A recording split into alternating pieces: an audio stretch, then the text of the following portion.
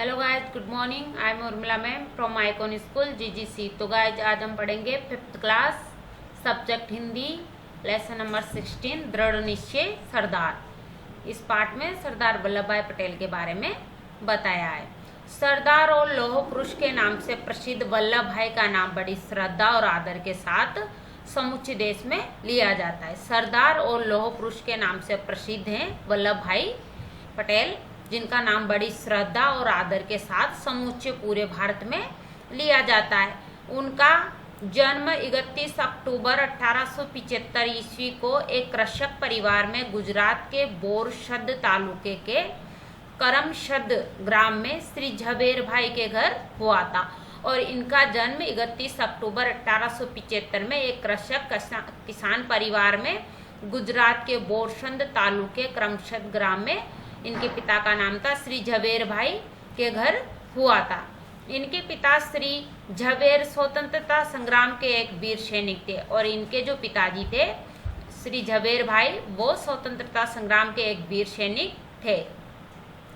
स्वाभिमान और देशभक्ति इन्हें अपने पिता से विरासत में मिली थी और स्वाभिमान और देशभक्ति, देश के प्रति भक्ति इन्होंने अपने पिता से विरासत में मिली थी। 1913 ईस्वी में उन्होंने बैरिस्ट्री पास की थी और 1913 में बैरिस्ट्री वकालत पास की थी। 1920 ईस्वी में वे असहयोग आंदोलन में कूद पड़े और 1920 में जो असहयोग आंदोलन हुआ उसमें इन्होंने भाग लिया। फिर देश की राजनीति पर लौह पुरुष बनकर छा रहे हैं और फिर उन्होंने देश की जो राजनीति है उन गतिविधियों में लौह पुरुष बनकर छा गए। 15 दिसंबर 1950 को वो महाप्राण कर गए और 15 दिसंबर 1950 को महाप्राण मृत्यु को प्राप्त हो गए। उनका संपूर्ण जीवन वैसे तो प्रेरक प्रसंगों से भरा पड़ा है और ये जो सरदार वल्लभ भाई पटेल है इनका संपूर्ण पूरा जीवन ही प्रेरक प्रसंगों से भरा पड़ा है। लेकिन हम यहाँ उनके जीवन का एक प्रसंग ही बताने का प्रयास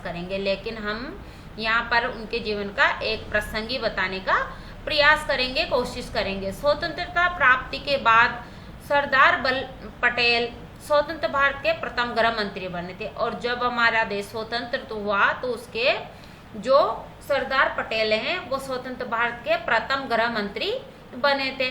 उन्होंने सर्वप्रथम देशी रियासतों को भारत में मिलाया और उन्होंने गृह मंत्री बनने पर क्या किया, सबसे पहले उन्होंने जो देशी रियासतें थी उनको भारत में मिलाया और भारत को सबल बनाया, भारत को मजबूत बनाया। ये एक बड़ा कठिन और दूरदर्शिता का काम था और ये एक बहुत कठिन और दूरदर्शिता दूर की सोचने वाला काम था। वे देश को संगठित और शक्तिशाली देखना चाहते थे और ये क्या करना चाहते थे, देश को संगठित, एक साथ और शक्तिशाली पूरी शक्तियों से देखना चाहते थे। वे स्वाभिमानी व्यक्ति थे और ये स्वाभिमानी व्यक्ति थे। उन्हें देश के स्वाभिमान का भी सदा ध्यान रहता था और वे देश का स्वाभिमान का हमेशा ध्यान रखते थे। एक बार सोमनाथ मंदिर गए थे और एक बार क्या हुआ था, सोमनाथ मंदिर गए थे। सूर्यास्त का समय था और उस समय सूर्यास्त हो रहा था, सूर्य छिप रहा था। समुद्र का दृश्य बड़ा ही मनोहारी था और उस समय सूरज जब छिप रहा था तो उस टाइम समुद्र का जो दृश्य था वो मनोहारी, बहुत ही अच्छा लगने वाला था। सरदार समुद्र के तट पर सूर्य की ओर मुंह करके अंजलि से जलदान कर रहे थे और जो सरदार पटेल थे वो समुद्र तट पर सूर्य की ओर मुंह करके अंजलि से बीच की उंगली से जलदान कर रहे थे, अर्थात सूर्य को जल अर्पण कर रहे थे। तीनों बार जल चढ़ाते समय उनका ध्यान समुद्र में प्रतिबिंबित होने वाले सोमनाथ के भग्न मंदिर की ओर पड़ा था और तीनों बार जब वो जल चढ़ा रहे थे तो उनका ध्यान समुद्र में प्रतिबिंब, अर्थात समुद्र में जो सोमनाथ का भग्न मंदिर, पुराना जो मंदिर था, उसकी छाया नजर आ रही थी। तीनों बार उनके मुख से निकला और तीनों बार उनके मुंह से एक ही बात निकली, मैं इसका पुनः निर्माण करूंगा। तब उनके मुंह से एक ही बात निकली, मैं इसका पुनः निर्माण करूंगा, अर्थात मैं इसका दोबारा से निर्माण करूंगा।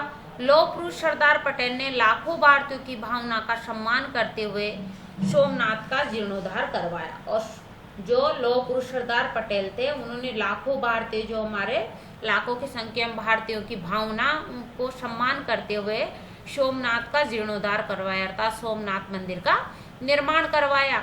सरकारी कोष से धन देकर उन्होंने इसका निर्माण कहाँ से करवाया, सरकारी कोष था उससे धन दिया, उन्होंने सोमनाथ के मंदिर का पुनः निर्माण कराया, फिर दोबारा से उसका निर्माण कराया। उन्हीं के सक्रिय सहयोग से भारत का मान बिंदु सोमनाथ का प्रसिद्ध मंदिर आज, और उन्हीं के सहयोग से भारत का जो मान बिंदु है सोमनाथ का प्रसिद्ध मंदिर आज गौरव से मस्तक उठाए स्वाभिमान की कहानी सुना रहा है। यह मंदिर जो गौरव से आज स्वाभिमान की कहानी सुना रहा है। दुर्भाग्य वंश मंदिर पूर्ण होते समय सरदार पटेल दिवंगत हो गए थे, और बड़े दुर्भाग्य दुख की बात है कि जब मंदिर निर्माण पूर्ण हुआ अर्थात मंदिर बना तो सरदार पटेल थे वो दिवंगत मृत्यु को प्राप्त हो गए थे, उनकी मृत्यु हो गई थी। तब तत्कालीन राष्ट्रपति थे डॉक्टर राजेंद्र प्रसाद जी ने सोमनाथ के मंदिर का उद्घाटन किया, और तो इनके बाद जो तत्कालीन काल में राष्ट्रपति बनाए सोमनाथ मंदिर का उद्घाटन किया। ये सच है कि आत्मसम्मान एवं राष्ट्रीय स्वाभिमान के लिए ही मर मिटना ही दिव्य जीवन है, और ये सच है कि आत्मसम्मान एवं राष्ट्रीय स्वाभिमान के लिए मर मिटना ही दिव्य जीवन है। सरदार पटेल ने बड़ी समझदारी और दूरदर्शिता का परिचय देते हुए सोमनाथ मंदिर का पुनर्निर्माण कराया, और सरदार पटेल ने बड़ी समझदारी और दूरदर्शिता दौर की सोच का परिचय देते हुए सोमनाथ मंदिर का फिर से निर्माण करवाया। सरदार ने हमें एक मार्ग दिखाया, और सरदार ने हमें एक मार्ग दिखाया। हम राष्ट्रीय स्वाभिमान को किस प्रकार सुरक्षित रख सकते हैं, कि हम हमारे राष्ट्रीय स्वाभिमान है उसको किस प्रकार सुरक्षित बचाकर रख सकते हैं। हम उनके पद चिन्हों पर चलकर उनका अनुकरण करते हुए, हम उनके जो पद चिन्ह उनके बताए हुए चिन्हों पर चलकर उनका अनुकरण करते हुए इस दिशा में सचेष्ट रहकर निरंतर कार्य करते रहना चाहिए। यही उनके प्रति सच्ची श्रद्धांजलि कही जा सकती, और यही उनके प्रति सच्ची श्रद्धांजलि कही जा सकती। जय भारत जय स्वदेशी। अभ्यास कार्य, दूरदर्शिता, आगे की सोच, संग्राम, युद्ध या लड़ाई, क्रूरता, नीचता, दुष्टता, कृषक, किसान, बैरिस्ट्री, वकालत, श्रद्धांजलि, श्रद्धा प्रकट करने कहे गए शब्द, स्वाभिमान, गर्व, पद चिन्ह, पैरों के निशान, पुनः निर्माण, फिर से बनाना या पुनः बनाना।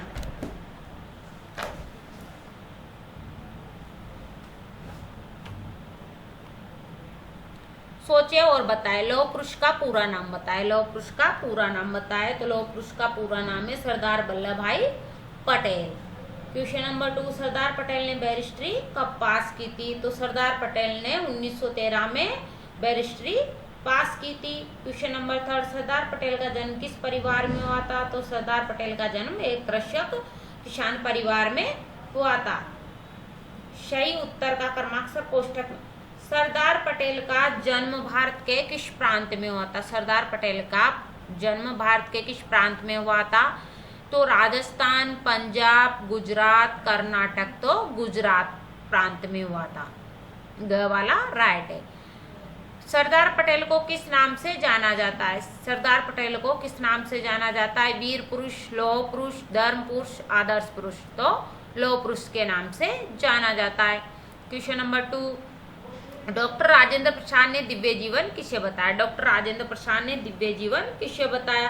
तो डॉक्टर राजेंद्र प्रसाद ने आत्मसम्मान और राष्ट्रीय स्वाभिमान के लिए आत्मसम्मान और राष्ट्रीय स्वाभिमान के लिए मर मिटना ही दिव्य जीवन बताया है। क्वेश्चन नंबर 3, सरदार पटेल का महाप्राण कब हुआ था? अर्थात सरदार पटेल की मृत्यु कब हुई थी? तो सरदार पटेल की मृत्यु 15 दिसंबर 1950 को हुई थी। 15 दिसंबर 1950। क्वेश्चन नंबर 4, सरदार पटेल ने किस मंदिर का जीर्णोद्धार करवाया? सरदार पटेल ने किस मंदिर का जीर्णोद्धार करवाया? तो इसका उत्तर है सरदार पटेल ने सोमनाथ के मंदिर का जीर्णोद्धार करवाया था। क्वेश्चन नंबर 5, सरदार पटेल असहयोग आंदोलन में क्यों कूद पड़े होंगे? सरदार पटेल असहयोग आंदोलन में क्यों कूद पड़े होंगे? तो इसका उत्तर है सरदार पटेल असहयोग आंदोलन में इसलिए कूदे थे क्योंकि स्वाभिमान और देशभक्ति अपने पिता से विरासत में मिली थी उनको। स्वाभिमानी और देशभक्ति अपने पिता से विरासत में मिली थी, क्योंकि उनके पिता भी एक स्वतंत्रता संग्राम के सैनिक थे। इसी कारण से वो स्वतंत्रता आंदोलन में कूद पड़े थे। क्वेश्चन नंबर 6, सरदार पटेल का संक्षिप्त जीवन परिचय दीजिए। सरदार पटेल का संक्षिप्त जीवन परिचय दीजिए।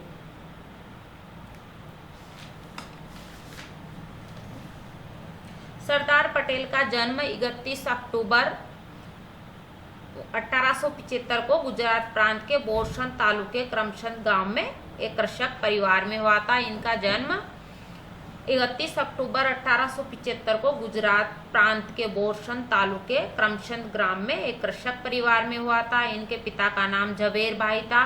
1913 में बैरिस्ट्री पास की थी इन्होंने।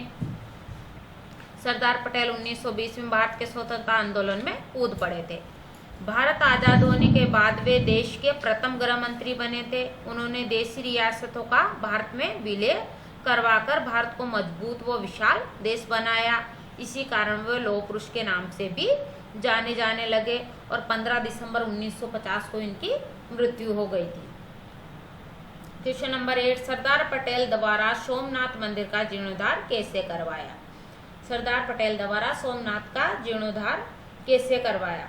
तो सरदार पटेल एक बार सोमनाथ मंदिर गए थे। समुद्र तट पर वे सूर्य को जल अर्पण कर रहे थे। तब उन्होंने समुद्र में जो सोमनाथ का मंदिर था उसका प्रतिबिंब, भग्न प्रतिबिंब देखा, अर्थात वो टूटा फूटा मंदिर नजर आया। तब उनके मन में से यही शब्द निकला कि मैं इसका जीर्णोद्धार करवाऊंगा।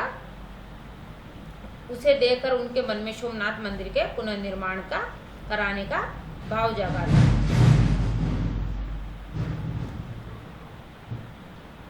या इसमें 8 क्वेश्चन है, अपनी नोटबुक में राइट करोगे, लर्न करोगे। अब आप मिलेंगे नेक्स्ट चैप्टर।